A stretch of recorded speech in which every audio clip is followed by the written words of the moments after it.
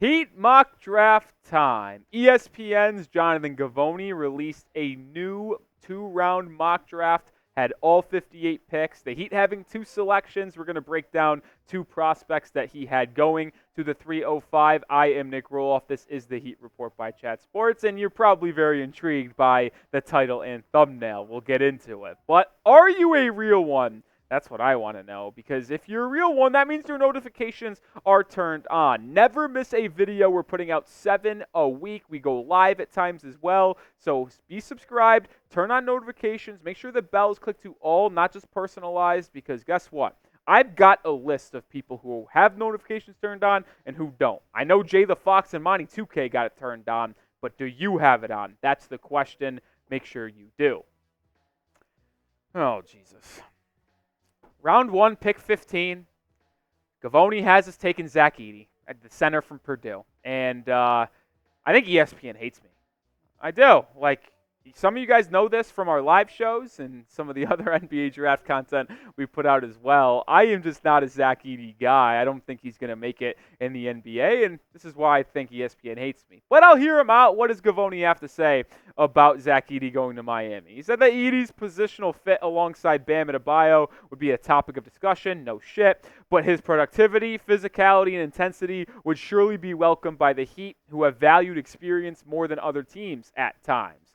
Edey has slowly incorporated a three-point shot, don't know about that one, Jim, into his offensive arsenal this past season, and he has the type of defensive versatility, don't know about that one, Jim, that could be useful alongside another big man in small doses. Edey's offensive rebounding and interior scoring are skills that Heat don't have much of, potentially making him an attractive pick at number 15.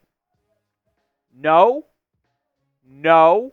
and more no. I just don't think Zach Edey is worth being a first-round pick, really, like at least in the entire thing. And I don't think he's a good fit in Miami. I get it. The Heat need size. I'm with you. I'm with all of you, because you guys always comment in the comment section, we need size, Valanciunas, blah, blah, blah. But I'm not sacrificing size or at least our offensive fluidity and our spacing for size. Like, I'm just not doing it. And unless Bam Adebayo proves to me he can be a 37, 38% three-point shooter on at least 4 or 5 attempts a night, then you can't add a center that is going to clog up the paint when you're on offense. Specifically and especially when Jimmy Butler is one of your leading scorers, because all he wants to do is work 15 feet and in and get to the basket. You have him, Bam, and potentially Edey sitting underneath the rim. How are you ever going to finish, and how are you going to have good looks at the rim, because there's always going to be 3 defenders there?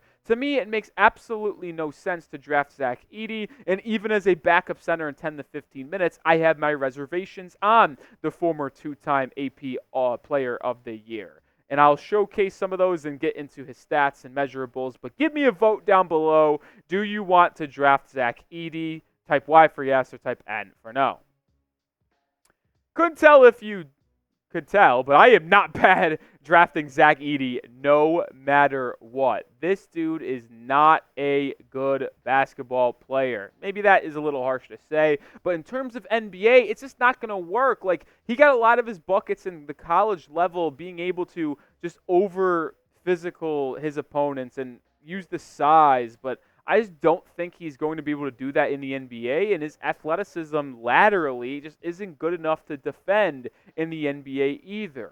Now, there's no debating and discrediting that the size that he will give you is just absolutely elite. I mean, he's the biggest prospect in this class, coming in at 7'3" and 3/4 with a 7'10" and 3/4 wingspan, which, by the way, as much as I don't like Zach Edey, that's flat out ridiculous, and I think we can all agree with that. I think it's the 3rd largest wingspan of all time since they started measuring it at the Combine, behind Victor Wembanyama. Spacing on the other name, but I've seen the stat before. The standing reach being 9.72. All right, I'll give him credit. It's kind of crazy that he can basically touch a rim without lifting up a toe.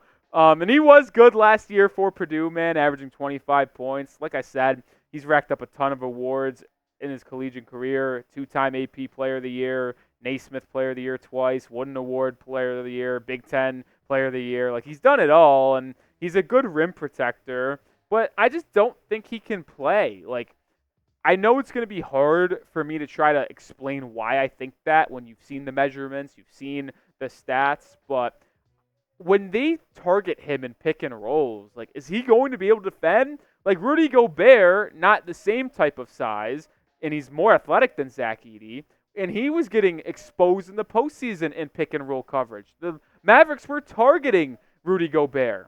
You think it wouldn't be any different from Edey? And then you might tell me, well, if we're drafting Edey, he's the backup center to Bam, we'll have to play 10 to 15 a game. Why the hell are you drafting a backup center, and if that's his ceiling, at 15? Like, I get it. This team is trying to win now, but why would you take a player that can't grow in the NBA in terms of his role and productivity level at 15? It just doesn't make a lot of sense. And then another reason why I didn't like this pick is because some of the prospects that were still on the board in this mock draft, Jared McCain went the pick after us to the 76ers. You followed me on Twitter, I tweeted out the screenshot of Edey 15, Jared McCain 16. I'm being dead serious. If the Heat drafted Zach Edey over Jared McCain during the NBA draft on June 26th, the first round, I'd break something. I seriously would. I would not be able to handle it. I saw my guy Austin Chef Trilly make the joke that it'd be Precious Tyrese Maxey Part 2, and I mean, Jared McCain's not going to be Tyrese Maxey, but it would be that level of a mistake if you're asking me. There's also Tristan Da Silva and Kel'el Ware. I like Ware, who's a center. He's 6'10 and change with a good wingspan. He can shoot the three ball much better than Edey because I think he fits way better in the Heat system. I get there's a question with his motor, and he didn't have the same production level as Edey, but I like Kel'el Ware way more. And then Tristan Da Silva as well. I'd be fine with him at 15 because he can be that Caleb Martin replacement as you're going to lose him in free agency. We're going to get to the second-round pick for Miami just after this, but I had to make sure you know about Prize Picks because it is the best daily fantasy sports app out there, and you can have a blast. And in June, the NBA Finals are here, but guess what? There's always other action on Prize Picks, even with the hoop season winding down. It's the perfect time to try out something new. You can try out esports this month because every Wednesday and Saturday in June, if your lineup doesn't win, you'll get entry fees back. Choose from Counter-Strike 2, Call of Duty, League of Legends, and more. I made my first deposit for $10 and received an instant $10 bonus a while ago. If you have the skills, you can do that as well and play for a shot to turn your $10 into $1,000, but you can also get a first deposit match up to $100 when you download the app and use code CLNS. You can make an entry like mine on screen. Daniel Gafford, more than 6 rebounds. Derek White, 14.5 points more than and less than on Jason Tatum, 27.5 points for when the finals gets underway on June 6th. Like I said, download the app and use code CLNS for a first deposit match up to $100, or click that link, prizepicks.com/CLNS. Use code CLNS. Pick more, pick less. It's that easy. Shout out to Prize Picks for sponsoring today's video. Let's move over to the second round because the Heat do have another pick, and it is pick 43, and Gavoni had the Heat drafting Harrison Ingram, the forward from North Carolina. I'd love if the Miami Heat drafted Harrison Ingram with the 43 overall pick because he showcases a lot of things that the Heat staff and system will like. He's a willing and able three-point shooter. He's very physical. He's got great size to him, and he just plays a winning brand of basketball. After transferring from Stanford to North Carolina, he was arguably the second most impactful player on that Tar Heels team that went all the way to the Elite Eight and was a 1 seed in the NCAA tournament. Harrison Ingram impacts winning and would be a great second-round steal for Pat Riley and the Miami Heat.